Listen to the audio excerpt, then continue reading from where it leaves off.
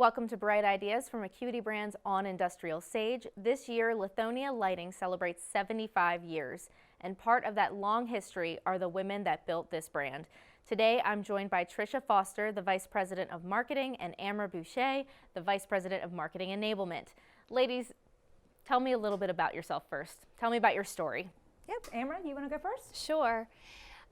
Well, it's not a glamorous story by any means of how I got here. I was a marketing major at Auburn University, and Lithonia was actually recruiting on campus.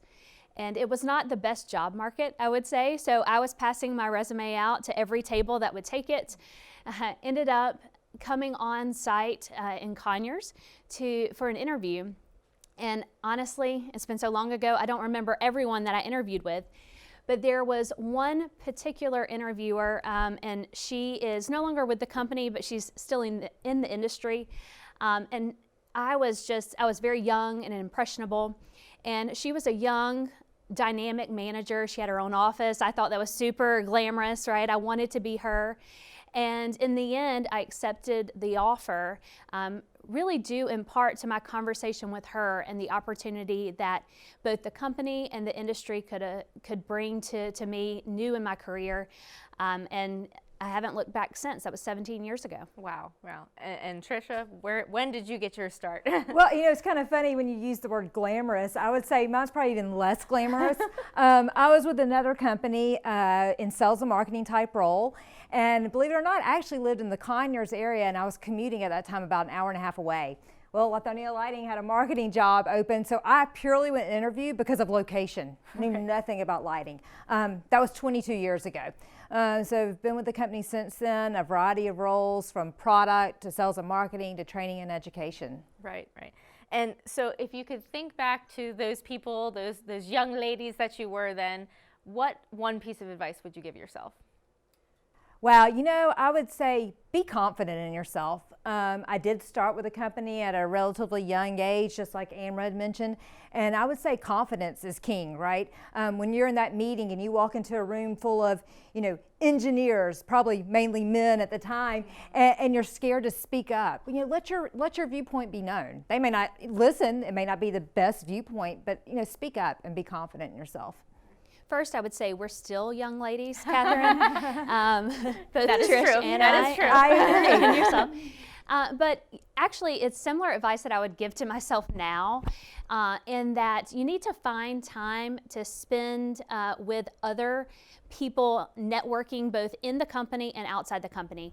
And I think we all get busy in the day-to-day sometimes and don't create that space. But I think it's important both for us as a manufacturer to network with others in other manufacturing industries from a best practices standpoint, as well as just creating those relationships and learning. So I wish I would have done more of that early in my career. I'm trying to do more of that now, and I'm looking forward to a time when the pandemic's over so that we can do more of that face-to-face and less virtual. Well, I will say I came into Acuity about 8 or so years ago, and both of you were already there.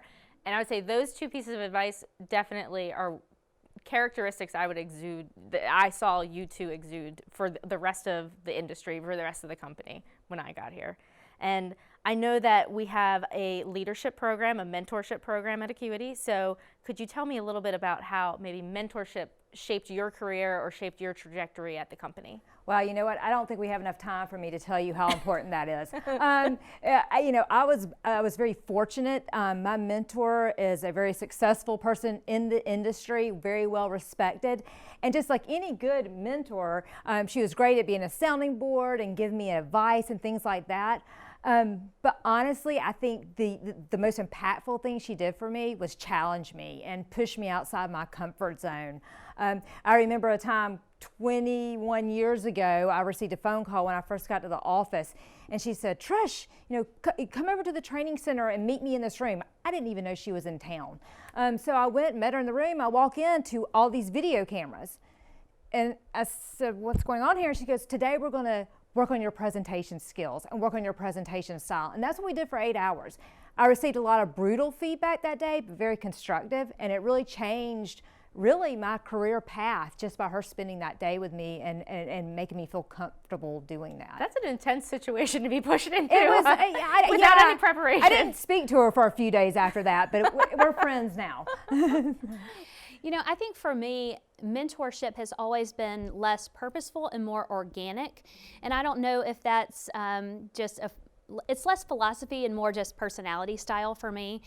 And, you know, Trish and I, especially early in our careers, there weren't a whole lot of women in leadership roles within the company and within the industry. That has certainly changed through the years.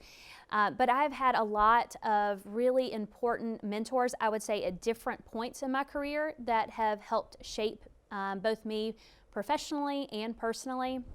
And quite a few of those have been men, and that have been great advocates for me. To Tricia's point, they've challenged me, they've pushed me outside of my comfort zone, and they've really helped me to get better. And I think that's the key to any mentoring relationship is, and really that's kind of the key to relationships in your personal life as well, right? You want relationships that make you better. Yeah, bring out the best in you. Yeah, Right, and I think that's the really important thing to think about Right. in any of mentoring, whether you're the mentor or the mentee. Right. I agree. And I heard this phrase, always try to send the elevator back down. Right. So Yeah. I've definitely tried to do that for people that are part of our leadership program, our mentees, or even just our staff members. So- Absolutely. I agree completely. And I think both of you have done that a lot with a lot of the LPs and with me. I think a lot of the women that have grown up through Lithonia and through Acuity Brands have definitely looked to you all and some of the other women we're going to talk about on other episodes to help us grow. And could you tell me a little bit about a time in your career when maybe there was a risky decision that you had to make, whether it's a new role or a new project? Tell me a little bit about what that experience was like. So I would probably think back to, gosh, it must have been 12 years ago now.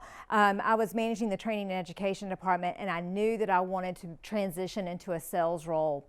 And at that time, yes, we had a few female sellers, but they only called on the specification community. So on lighting designers, on engineers and architects.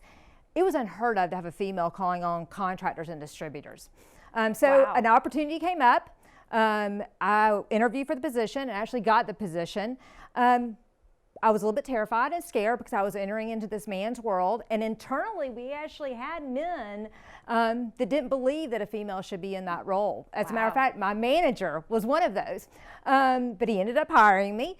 And then I had to build a lot of credibility, not only internally, but even with our agents and even our distributor and contractor customers as well. So that was a huge risk, but it ended up being great. And you mentioned that you had male mentors as well. And I would consider that one manager ended up being one of my mentors. That's great. Yep. That's great. Absolutely, and I went on to then follow in Tricia's footsteps. She kind of paved the way and actually took the same territory not too long after in that right, same that's role. right, So it was really groundbreaking, to be honest with you.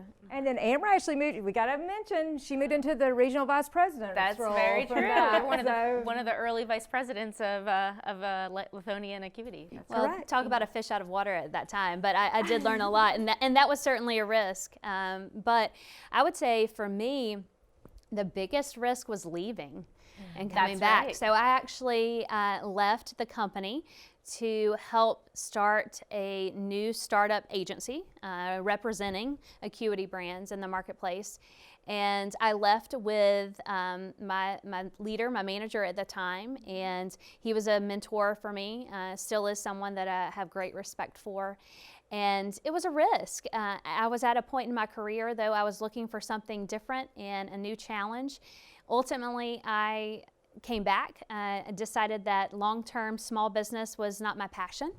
But the things I learned in those 2.5 years about starting a business and, from everything from hiring someone to take out the trash to setting up insurance plans and just the fundamentals of those things, as well as learning a different side of our go-to-market strategy and how do we deliver value to customers in a different way. It was a big risk, but a lot of reward for me in the end. can't believe it was 2.5 years.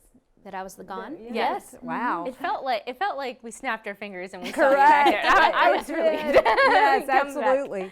Well, final question. Is there any sort of hope or piece of wisdom that you would give out to the young female professionals entering the workforce today out of college or out of high school, looking at the electrical lighting industry? You know, I think the sky's the limit, and there, as I mentioned before, I think networking is really, really important. I have had the opportunity to spend time with many women in the industry through the years. I have a lot of great friendships through meeting people at different networking events, different industry events, and all those things. I think that's key, and to know that there is plenty of opportunity, male or female, anyone in the industry. It's a fun place to be. Obviously, it's somewhere that I wouldn't have spent so much time in my life, but it's an industry I'm passionate about, an industry I plan to spend my career in. And I think it's a fun place to be, and I welcome anyone entering today or later. Mm-hmm. Yeah, I absolutely agree with Amra. You know, it sounds kind of cheesy, but you know, you always hear about the art and science of lighting. Right. And I think that people should embrace both sides of that. I mean, they should embrace the technology and all the things that are changing, but they should also embrace the fact that it's beautiful spaces that we're creating. So I love that piece of it. I think the one bit of advice I would say is, you know, don't become complacent. Always be willing to learn and grow and adapt, because the lighting industry does change. Mm-hmm. And if you're not open to that, you're just not going to get all out of it all that you should, right? I'll leave you with one final note, a bit of advice that I did receive, again, from my mentor, and it was about public speaking. I went to her about a year after I'd been speaking in public and asked, you know, will I ever get to the point where I'm not nervous? And she said, if you ever get to the point where you're not nervous, then you probably should quit doing it, because that means you're not looking for continuous improvement. That means you feel like you've leveled out at it. And I think that could be applied to everything that we do in our professional life. Absolutely. That's a great piece of advice. Yep. Well, thank you both for joining me today. I really appreciate all the insights and hearing about your stories. Great. Thanks, Thank Catherine. you. Tune in next week. We are going to take a deeper look into the legacy of women in the electrical industry.